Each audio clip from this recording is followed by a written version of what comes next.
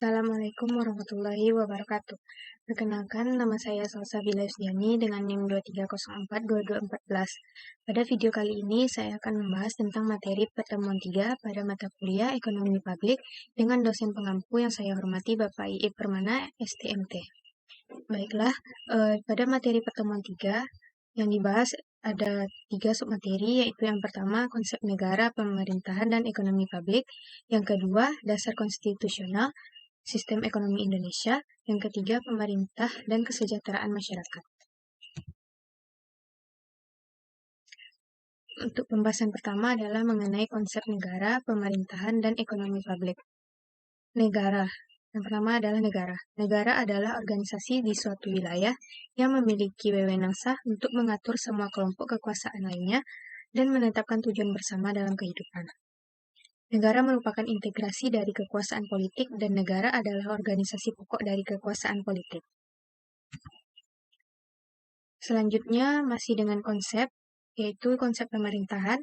Pemerintahan secara umum merujuk pada semua kegiatan yang dilakukan oleh suatu negara untuk memenuhi kebutuhan dan kesejahteraan warga, serta untuk kepentingan negara itu sendiri. Pemerintah dapat pula diartikan sebagai badan yang tertinggi yang memerintah suatu negara. Selanjutnya, untuk konsep ekonomi publik.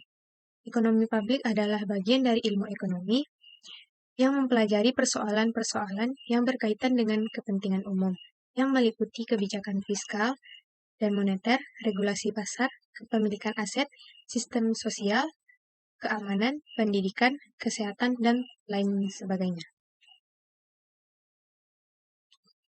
Untuk submateri kedua yaitu mengenai dasar konstitusional sistem ekonomi Indonesia.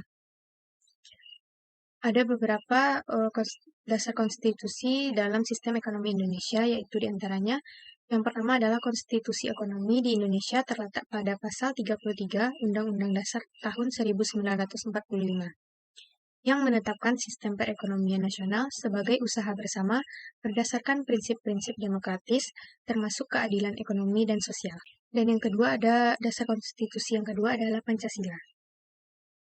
Baik, untuk yang selanjutnya adalah peran pemerintah dalam ekonomi. Ada 6 peran pemerintah dalam ekonomi yang dapat kita ketahui, yaitu yang pertama, menetapkan kerangka hukum atau legal framework yang melandasi suatu perekonomian.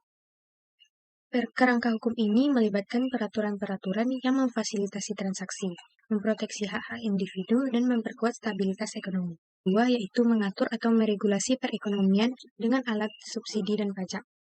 Pemerintah dapat memberikan subsidi untuk mendorong kegiatan ekonomi tertentu dan menghambat kegiatan ekonomi lain dengan pajak.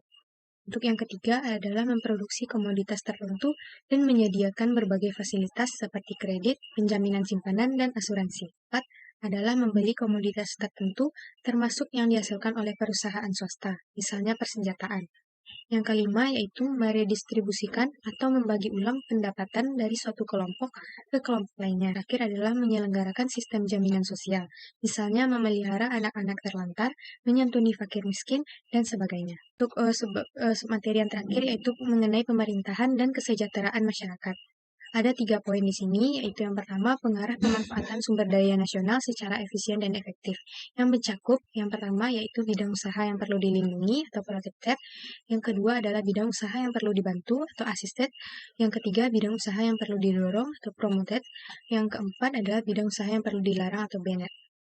Untuk poin kedua yaitu pengatur ekonomi nasional yang mencakup yang pertama adalah bidang usaha yang dapat dilakukan asing, yang kedua bidang usaha yang dapat dilakukan UMKM dan koperasi, yang ketiga adalah bidang usaha yang dapat dilakukan asing oleh BUMN, yang keempat adalah bidang usaha yang harus ada kemitraan dengan usaha lokal, BUMN, koperasi, dan lain sebagainya.